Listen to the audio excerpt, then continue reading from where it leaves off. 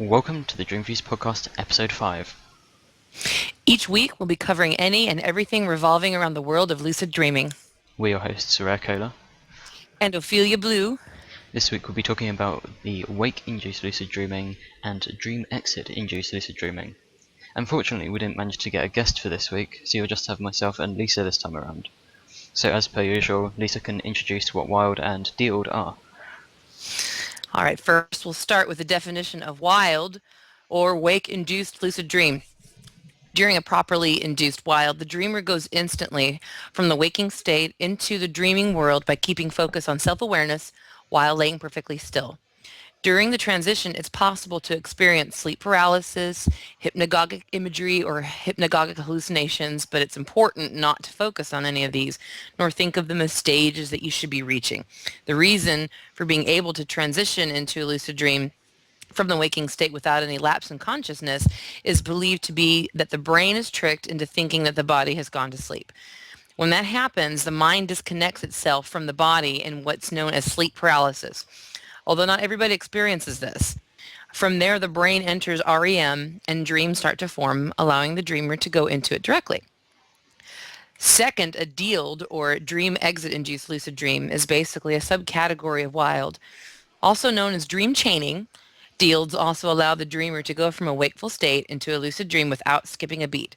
However, this induction technique also allows the dreamer to have multiple lucid dreams in a single night easily. DEILDs take advantage of the fact that as you awaken from a dream, the brain remains in dream mode for a few moments, provided you don't move. Since your brain is still using REM waves, you can easily slip back into a dream, skipping over a lot of the harder periods of the WILD method. Yep, so again, that's just a brief introduction of what WILD and DEILD are. We're going to go more into how to WILD and DEILD and talk about our experiences similar to the DEILD and MILD episode last week. So I think first up we've got how to WILD and DEILD. So I think Lisa wanted to read a guide off of DreamViews itself, written by Naya, I think quite a few years ago now. The WILD and DEILD and WILD secrets, and he was going to read the how to WILD section. Yes, Naya is very good. I like her WILD. It was her secrets to wilding, as she put it. It happened to just really line up really, really closely with the way I did it. And this was before I ever even read her little tutorial. And let's see. She says, how to WILD. A lot of people have asked me how I have WILDs.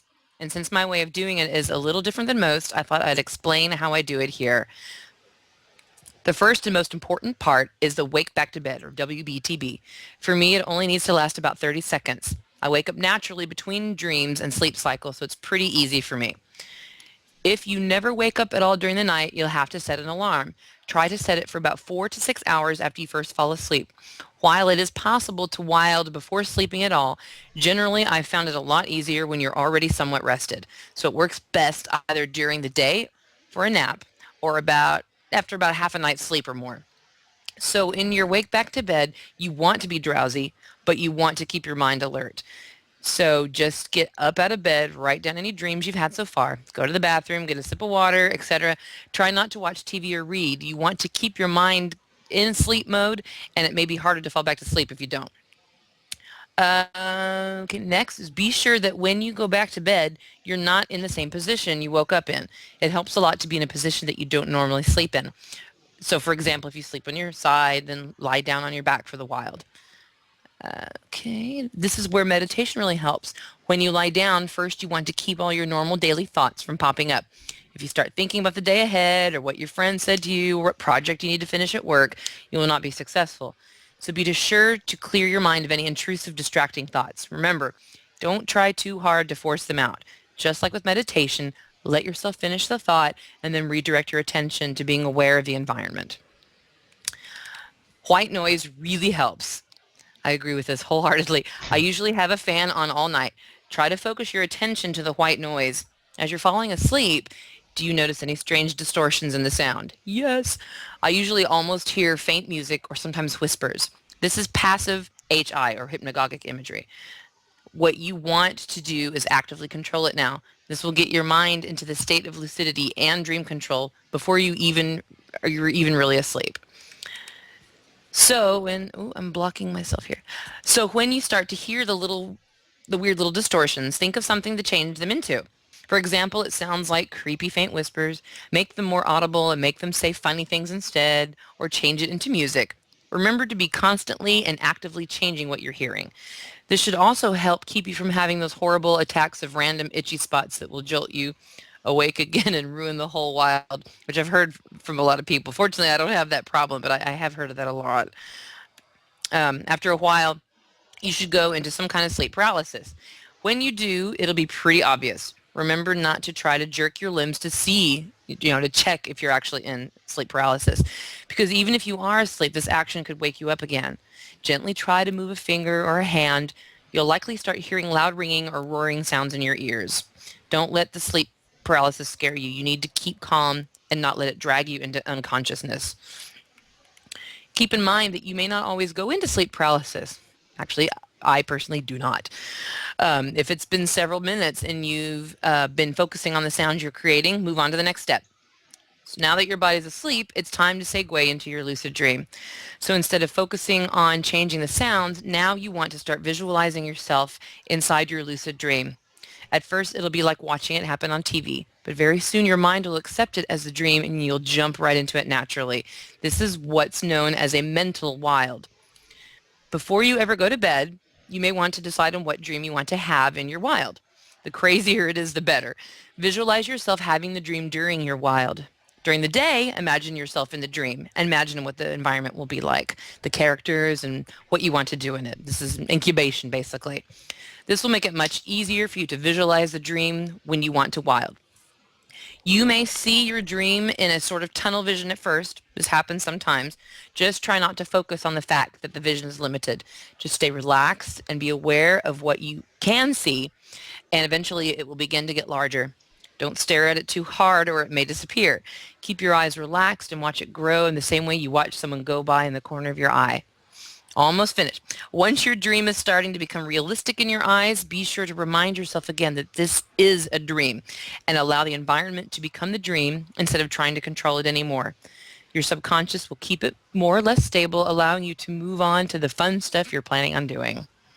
Yep, so there was a lot of really good information there. I hope you could keep up with all of that. We're going to go over some of the more intricate details of it in a minute. I mean, I think you did mention in there about white noise, which is very, very good. I personally use a fan as well, but I've heard some people just listen to ticking, I think, or their heartbeat, or even their breathing.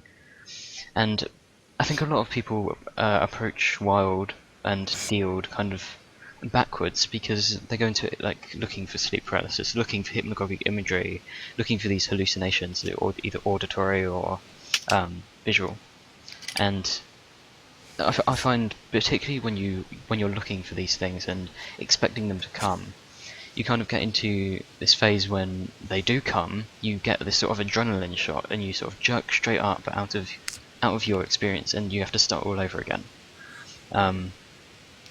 I mean, all of the times I've had a wild experience, it's been sort of unexpected and they've sort of come, I've accepted it, and then I just fade into the dream naturally. I mean, I also think it's important that you lay there until your normal waking up time. I mean, after a wake back to bed, so this should be after about 4 or 6 hours. Some people recommend a bit more, some say 5 to 8 hours even. Obviously, the longer you leave your wake back to bed can be better because your REM cycles are then closer together, and you can sort of pick a more precise moment to fade it into a while, because obviously you need to be in that REM period. How was I? Yeah, so laying there until waking up, after you wake back to bed, you lay there. Sometimes you can be laying there for 2 hours, and I mean that's not unnatural for beginning to wild. But you need to remember that wild itself isn't hard, nor is DEILD. I mean, there's so many posts on DreamViews telling you that wild and, well, not DEILD so much, but wild is this really hard thing that will take you months to accomplish. And I think that just builds bad schemas. There's a lot that we can talk about with schemas. I'm sure we're going to cover schemas more in depth in another podcast.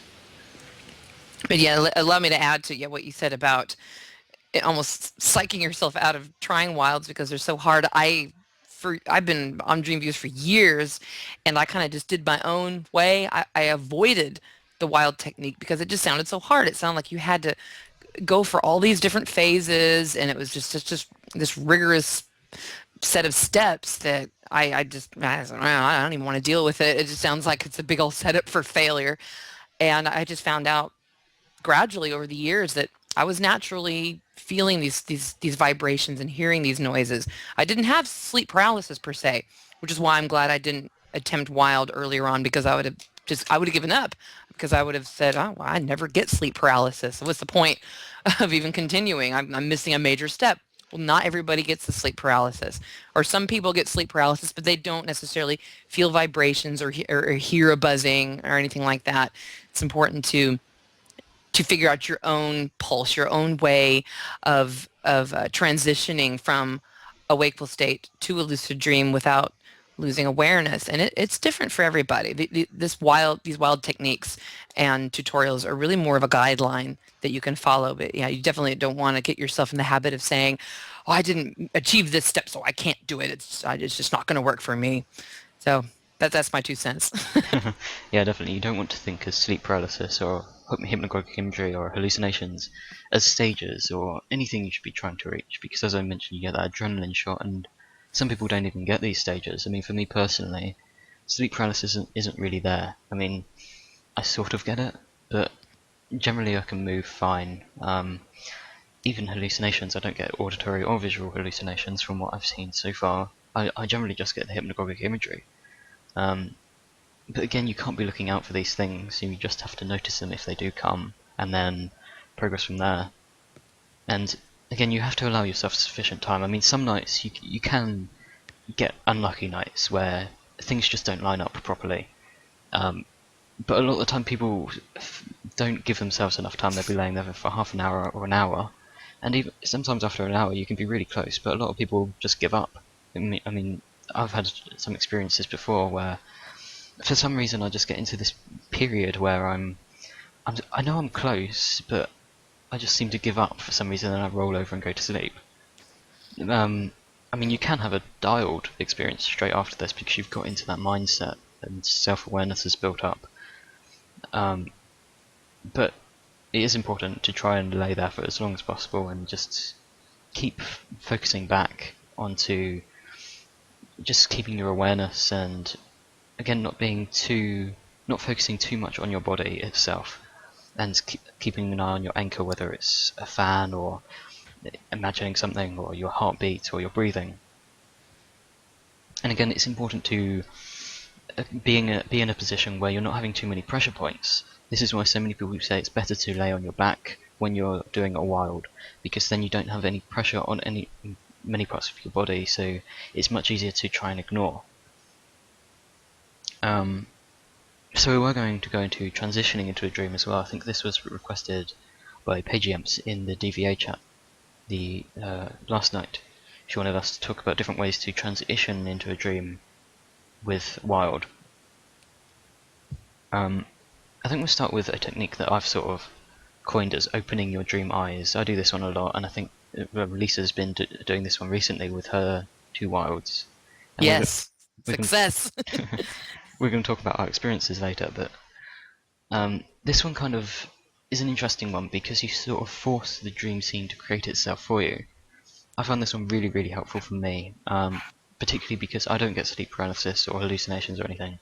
I only get imagery.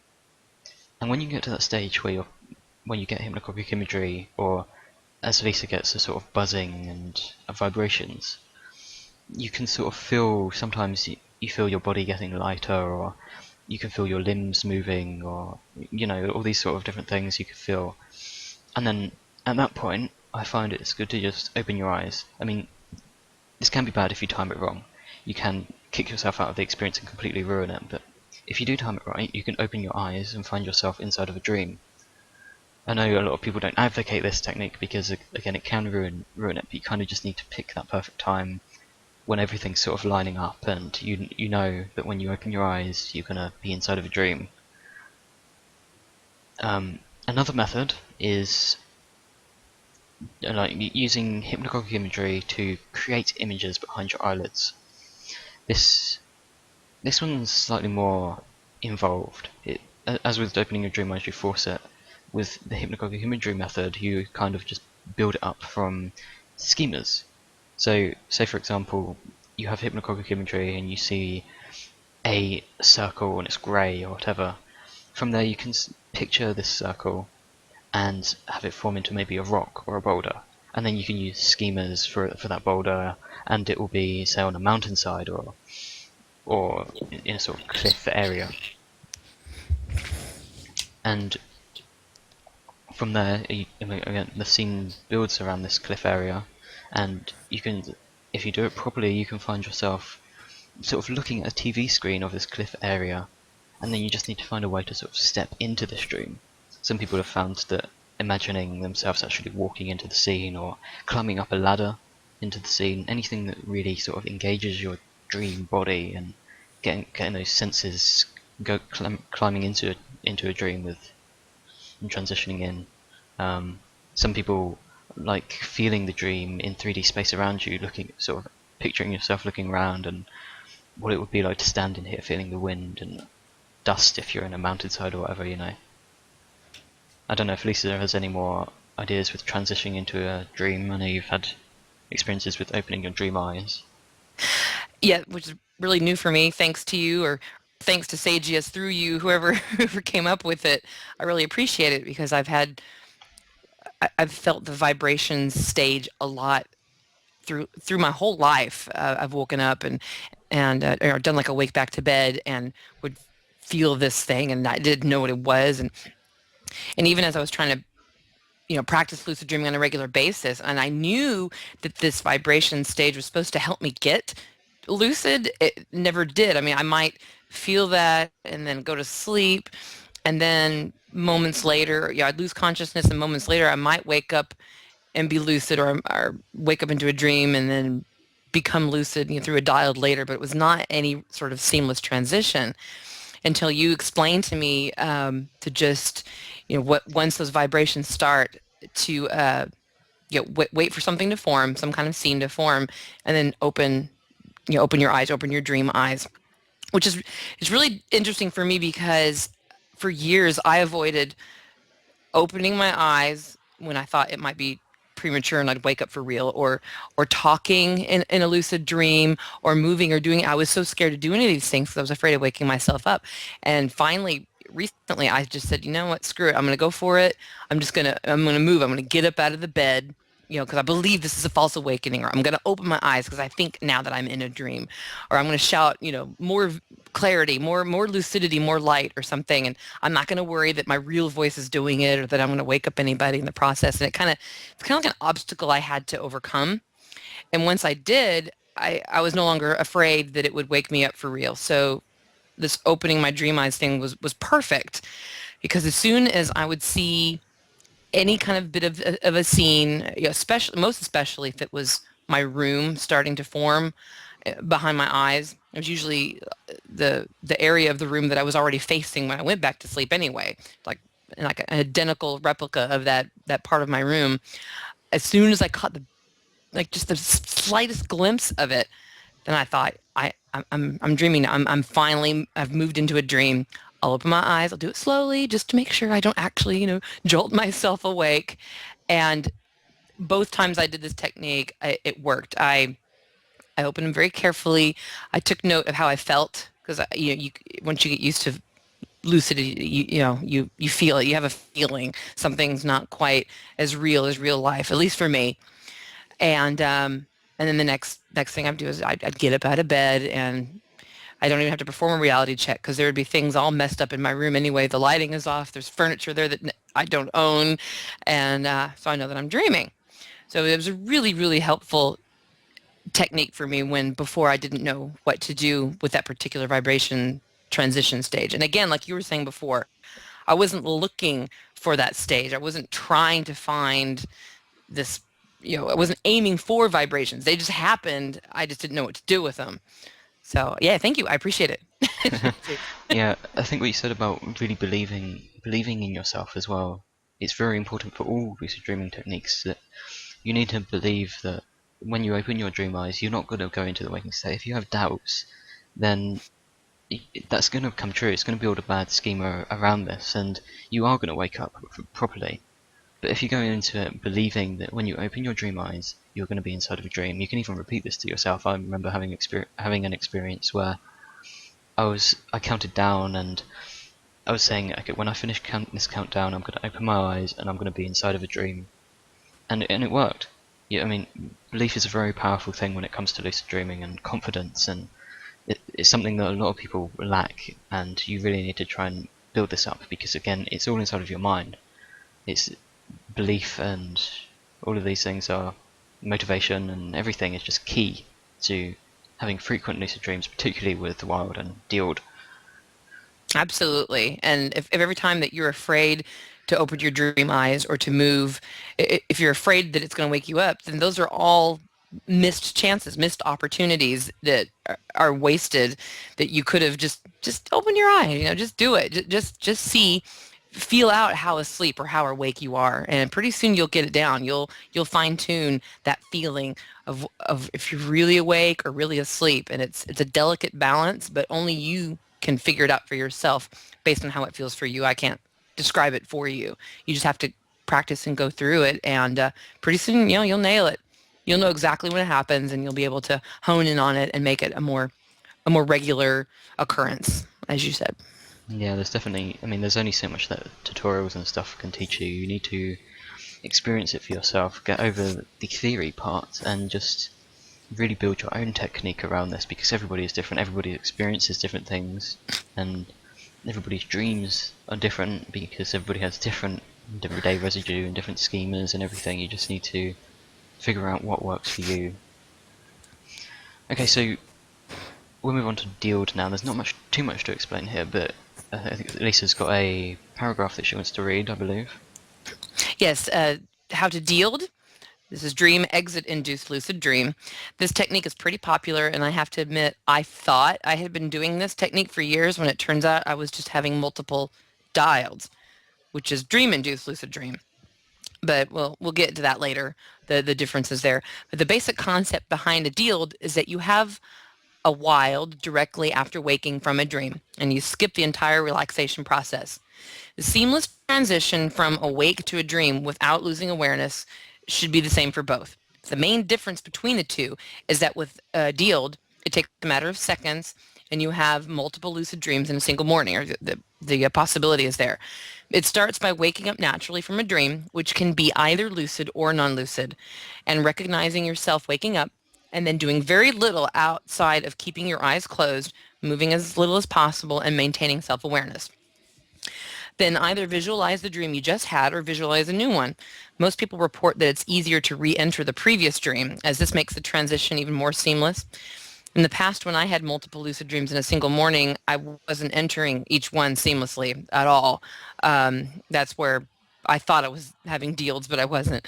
Rather, I would lose consciousness briefly and then have a false awakening that over time I learned to recognize as a dream. But basically, I was having multiple DEILDs, not DEILDs. But if you learn how to properly DEILD, then you can have several lucid dreams in a single morning without ever losing awareness, or having to recognize that you're in a false awakening, or having to perform reality checks, etc.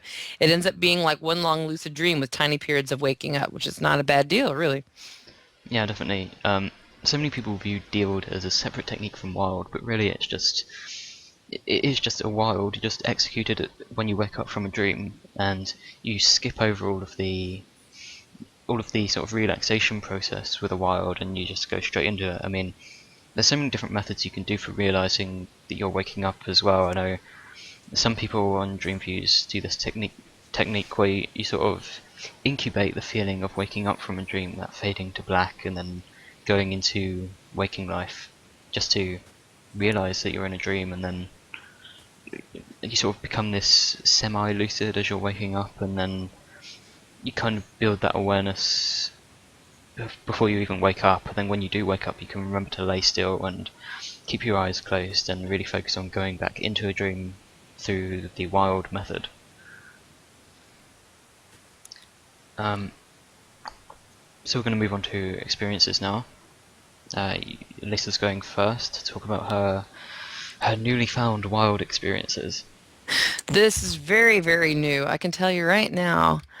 The first one was August 14th, and my second one was this morning, where it's truly a seamless transition. I just wanted to clarify that again.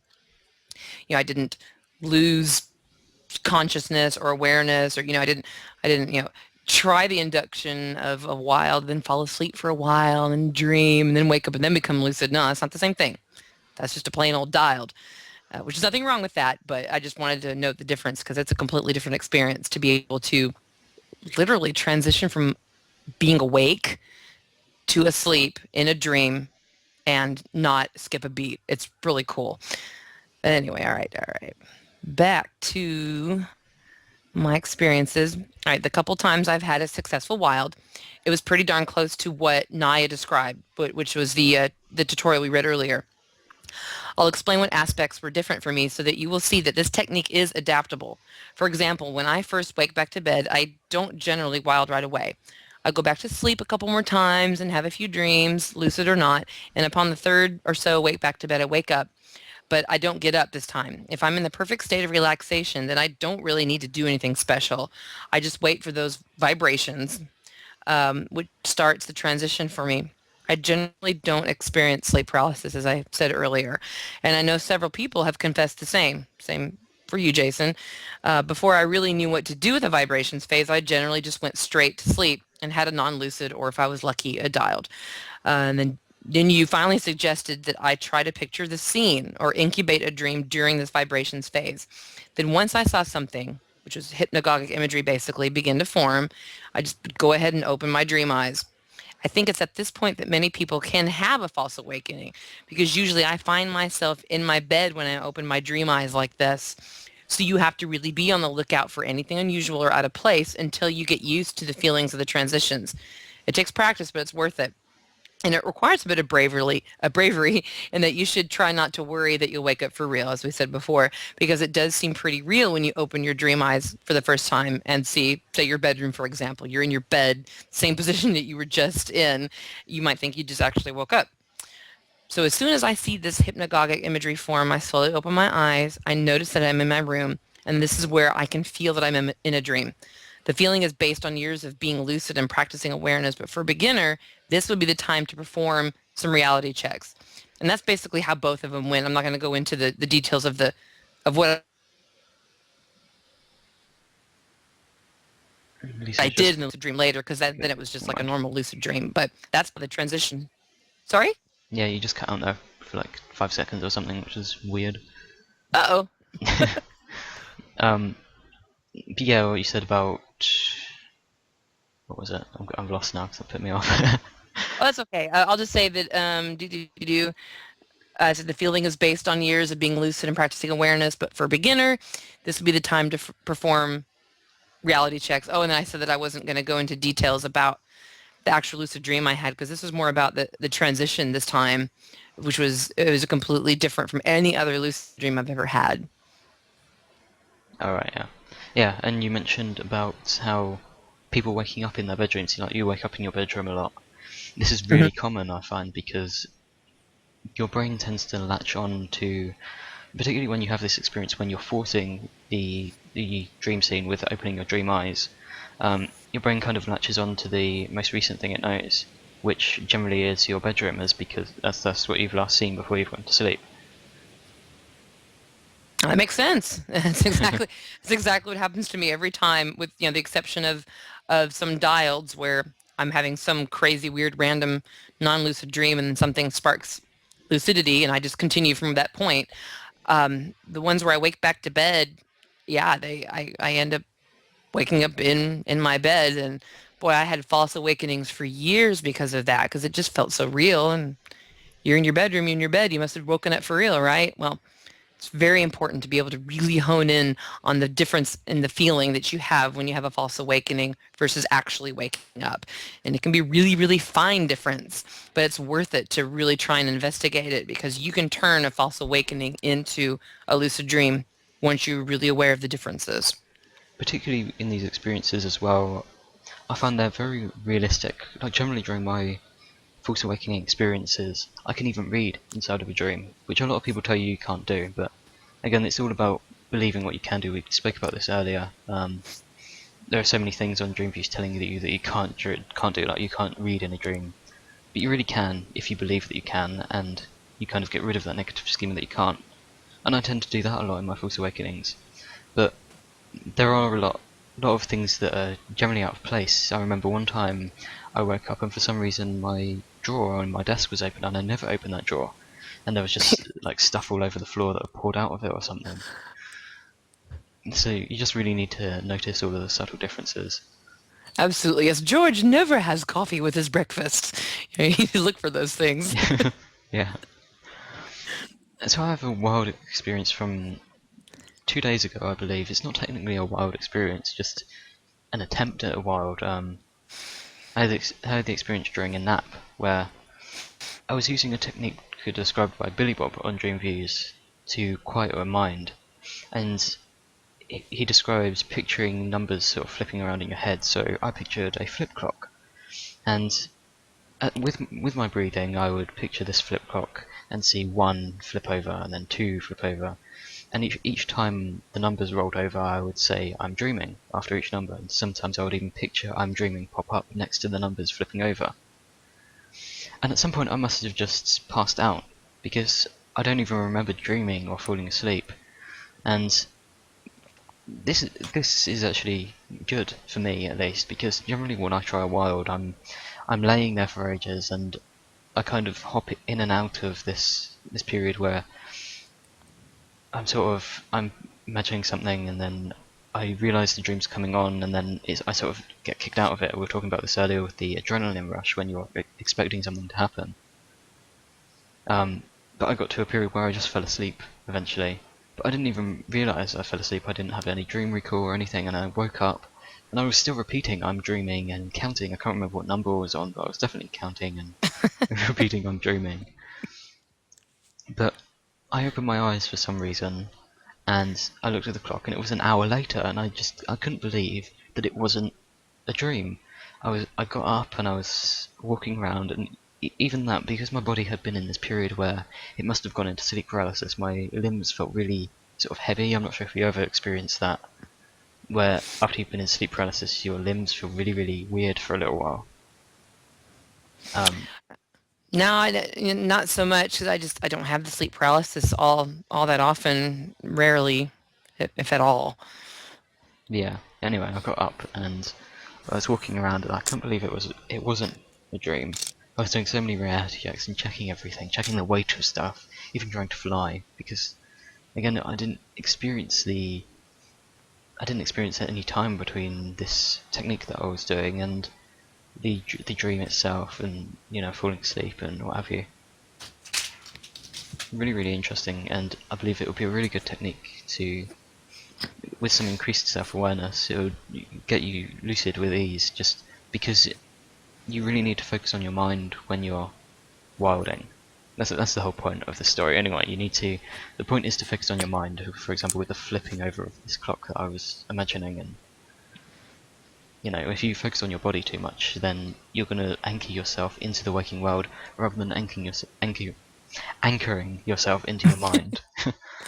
No, that makes sense. Yeah, people, describe, oh, I feel itchy and I can't stop scratching, or my eyes twitching, or my toes wiggling. They're all, yeah. If you're too focused on your body, exactly, you'll have a hard time switching back over into just being in your mind.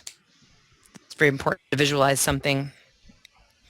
Right, so we're going to move on to DEILD experiences now. I don't think technically you haven't had any DEILDs yet, have you? No, not technically. No, I cannot recall a single instance where, I mean, I've had multiple lucid dreams in the morning, and I've definitely, yeah, I've woken up, did a wake back to bed, had the vibrations, fell asleep, but there was always a period of time that I couldn't account for, where I was unconscious or in a non-lucid and then became lucid. So, yeah, I'm out on this one. Which is really funny. I mean, it just goes to show that, I mean, you've been lucid dreaming pretty much all your life, and even at this point you thought you've been having DEILDs all this time, and then you realise technically you haven't. And I suppose it's interesting for you kind of exploring a new thing now. It really is, and I don't feel bad for having mislabeled it or whatever, because it's lucid dreaming is not about labeling. It's not about trying to pigeonhole your technique or whatever. All of these induction methods and techniques are guidelines to help you find. It's like landmarks, lucid landmarks. That's a good way of putting it. Common phases that people go through to achieve lucidity. And so what? So what if I had multiple DEILDs in one morning instead of DEILDs? The point is that I've figuring out how to be more aware and figuring out how to achieve lucidity your own way. And if it doesn't match up 100% with a certain technique, it doesn't matter. Once you're at the point where you are lucid dreaming, you can kind of just say, okay, whatever, it's my technique now. Alright, so seeing as you don't have technically any DEILD experiences, I'll talk about one of mine where I DEILD chained, and this is a really, really good example of the opening your dream eyes one.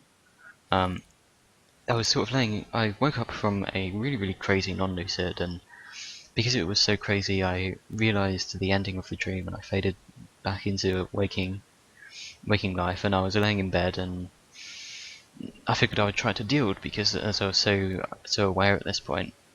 So I was laying there, and I mentioned this earlier as well, this is the one where I was laying there and I was counting back from 10, I was saying 10, 9, and I was counting this with my breathing, as I generally do when I count. I use my breathing as an anchor a lot, I find it helpful. And as I was counting down, I was saying, okay, I'm going to open my dream eyes when I finish counting down, and I'm going to be inside of a dream. And I eventually started getting this hypnagogic imagery of an almost video game character, this sort of little character that I was watching, and it was building up from a blob. And I think by about 6, when I got to about 6, the character started putting on these clothes and like shoulder armor and everything, and I sort of figured that the character was gearing up for lucidity. I mean, this is another thing you can do when you start experiencing hypnagogic imagery. You can sort of piece little stories together with it as how it's approaching your lucidity more and more, as I did here, where I imagined that the video game character that I was viewing was gearing up for lucidity. And again, I remembered what I think it was Sagius that said about when doing DEILDs, you don't really get hypnagogic imagery. Generally what you are seeing when you do DEILDs, because it is so quick, you're experiencing dream characters and the very beginnings of a dream.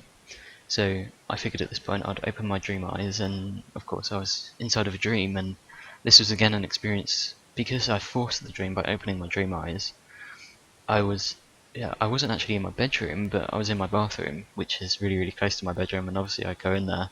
I went in there during my walk back to bed, and yeah, again I just became lucid at that point instantly, seamlessly fading into a dream, which was really interesting. And then again later that night I had the same experience where I woke up from this lucid dream and I went straight back in with another DEILD, and I saw that character again, and I associated the same image and story behind it.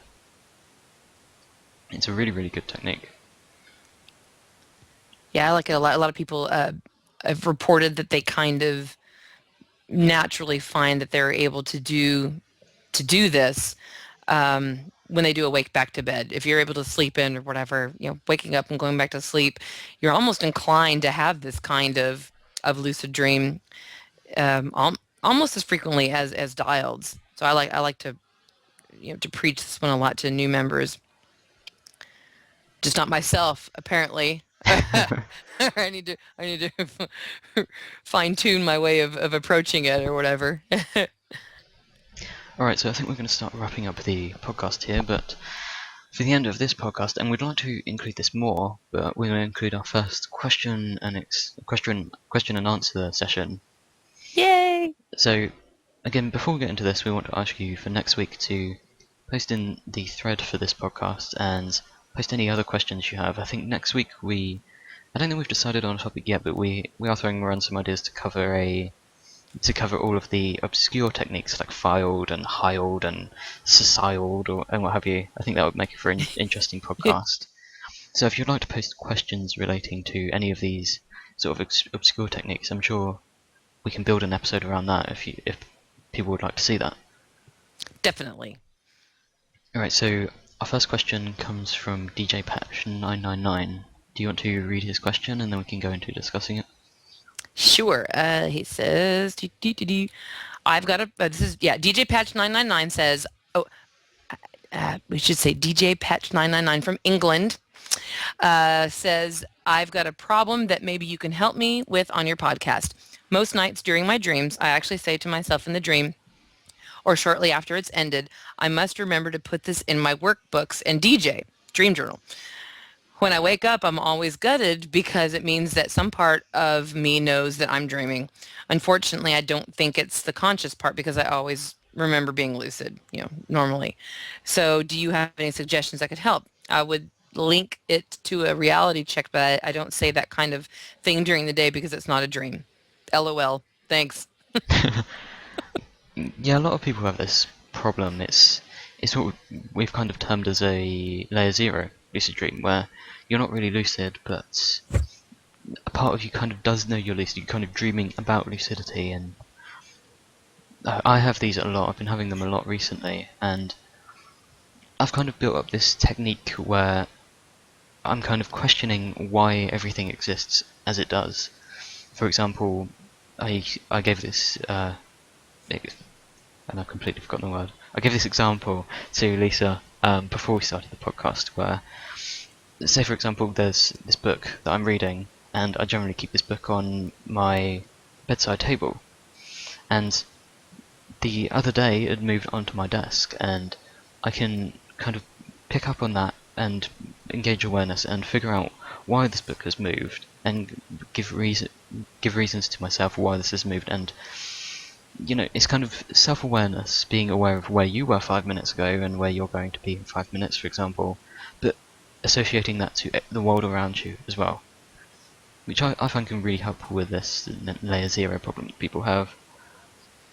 I agree that's really hitting on a lot of stuff, because we're told as part of a general reality check for awareness, for example, is asking yourself at different parts of the day when you're in waking life.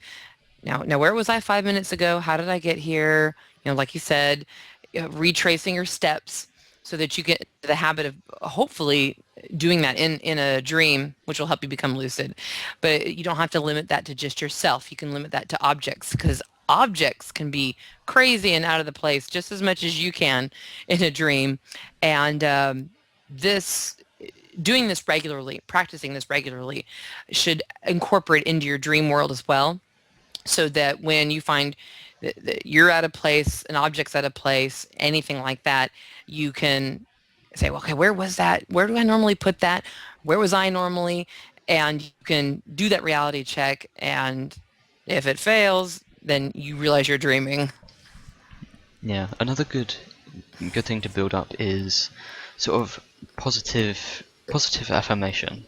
Say you wake up from one of these layer 0 experiences where you've been dreaming, like, I must remember to put this in my workbook and dream journal. You can when you wake up, you build a positive affirmation that was good. I was really close to lucidity. Next time that happens, I'm going to recognize that happening, and I'm going to become lucid. If you do that every time you have one of these experiences, next time when you're in a dream, you would have hopefully ingrained it into your subconscious enough that when this does happen, you'll remember sort of engaging this in your subconscious, and you'll become lucid. That's the hope, anyway. That's true. That reminds me of something Oreo Boy was saying, unless that's where you got it from, where he was saying, if something happens, either reality check fails or you see a dream sign, or in the case of what's his name, DJ Patch, make sure I get it right, DJ Patch 999, if you find you're discussing lucidity with someone, or you're thinking about, I need to write this in my dream journal, anything like that, as soon as you wake up, say, that should have made me lucid.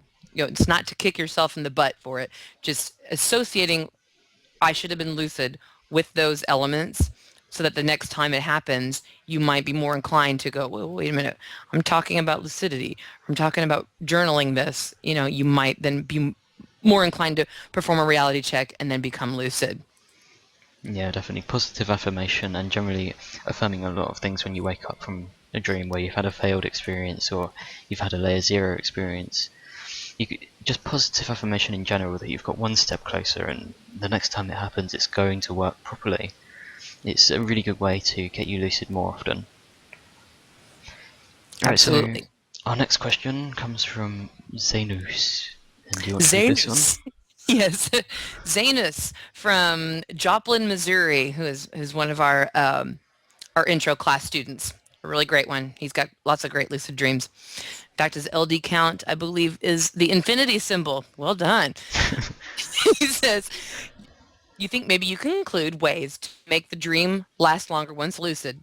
Mine have been so short lately, and I can't seem to find a way to make it last. It's getting frustrating.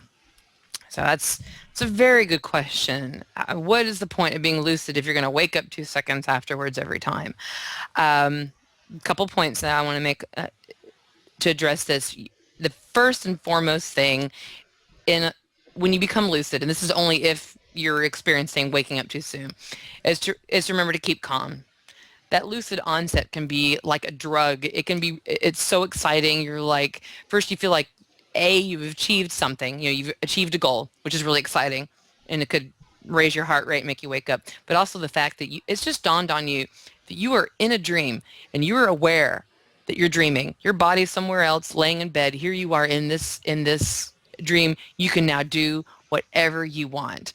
And that's a huge like ego boost, and you want to avoid the feeling of being overexcited, because that can wake you up. I won't say it will for sure 100%, because you can certainly learn to control that over time. But trying to remain calm, and the best way I believe to remain calm is to find some kind of anchor, have a goal. Whether it be focusing on like an object that's easily attainable in your dream. For me, it's mirrors. I could look left, right, up, down, north, south, east, west, and I can find a mirror. I don't know why. I'm just really lucky that way, which is great because I can sit there and I can stare at my reflection, and it'll be me, but it'll be slightly different, and that kind of helps. It's like a reality check. It affirms that I'm dreaming, but I can also kind of look at it and I can see all the, my eyes won't be the same color, my pupils disappear, all these different little things. And it gives me something to focus on so that I stay in the dream, and it helps it last longer. That's kind of a more passive one. You're just kind of standing there looking at something. A more active one, and this would be even better, is to have a set of lucid goals, whether it be like the task of the month, if you're getting to the point where you feel like you can achieve these, or just having a short list of little things that you want to do, like say, I want to push my finger through my palm and see if it'll go through, or I want to fly, or I want to pick up the phone and call a character and see if they're on the other end. Have a list, like maybe 2 or 3 things that you can achieve, not necessarily really outrageous crazy things. Just start out with things that you can achieve, and memorize them. Make yourself memorize. I cannot stress this enough. I do it in Dream Music Academy all the time.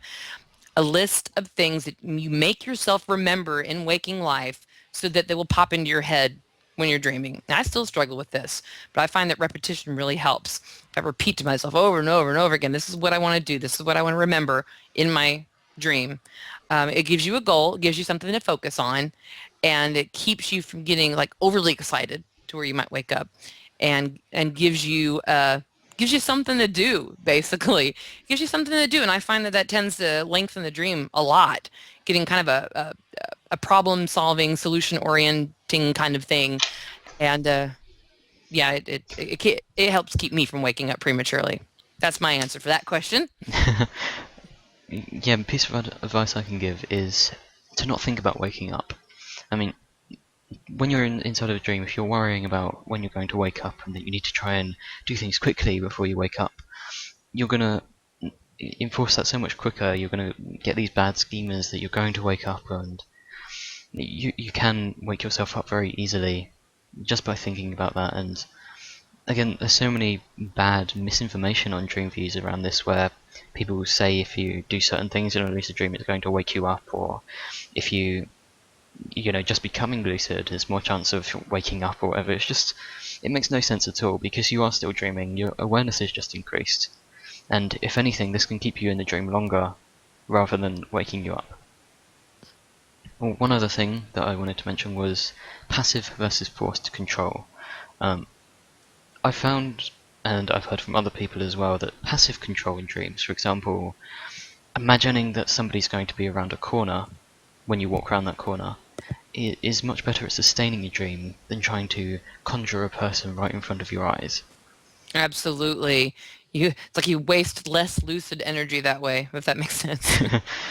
Yeah, it's kind of weird, because you want to stick to reality, if that, however you want to describe reality, but you kind of want to stick to reality as much as possible, which is weird because it's a lucid dream and generally you're going to be flying. But when you're flying, when you're flying, for example, you want to keep the reality there, so you would feel the wind, you would feel the G-force. All of these things will help you stay inside of your lucid dream, and again, that's more passive than forcing it. Just again, with the conjuring someone in front of you, by sort of forcing somebody to appear in front of you, that's gonna really mess with your dream, I've found. It can be fun, and it's definitely possible without losing your dream. Don't get me wrong, but if you imagine somebody around a corner, it's going to be so much more seamless and so much less crazy on your mind to try and comprehend, particularly if you're in a lower state of awareness in your dream. It's much easier to just have somebody around a corner that you can walk around and meet, rather than, Alright, so I think that was it for today, unless you really wanted to cover any other questions or anything. No, I think that's good. That's good for now. I mean, there's more questions from other users that I want to get into, but we're running out of time, so we'll definitely. I've got a list, and we'll make sure to address all of them, because they're all really great questions, and I wanted to make sure to devote proper time to each one. Yeah, definitely. We're gonna come back to a lot of these questions that have been answered in episodes of themselves, and talk more in depth about all of these dream sustaining and dream stabilization and dream control, and we've got a big list of episode topics that we're going to cover, and I'm sure we can come back to any questions relating to those at another time. Definitely. So again, for next week, I think we're going to cover the sort of obscure techniques, filed, hiled, siled, blah blah blah. There's so many on DreamViews now, and we'll just go over those, talk about if we've had any experiences with them, and generally how people have got on with them and their experiences with them, which can be interesting. So if you have any questions for those, or any other questions generally relating to MISC, lucid dreaming techniques, and what have you, because everybody lucid dreams differently. I'm sure everybody's got interesting sort of miscellaneous techniques that they've executed at some point that we can talk about next week. So if you'd like to post even your experiences, your questions, blah blah blah, in the episode 5 thread, we can get to those next week. Sounds good. Right, so that is it for today. It's been quite a long one again. Hopefully we've not bored you with all of our talk. We are so not boring. Don't even worry about it. Alright, so bye bye everybody. Do you want to say bye bye? Goodbye, sweet LDs, y'all.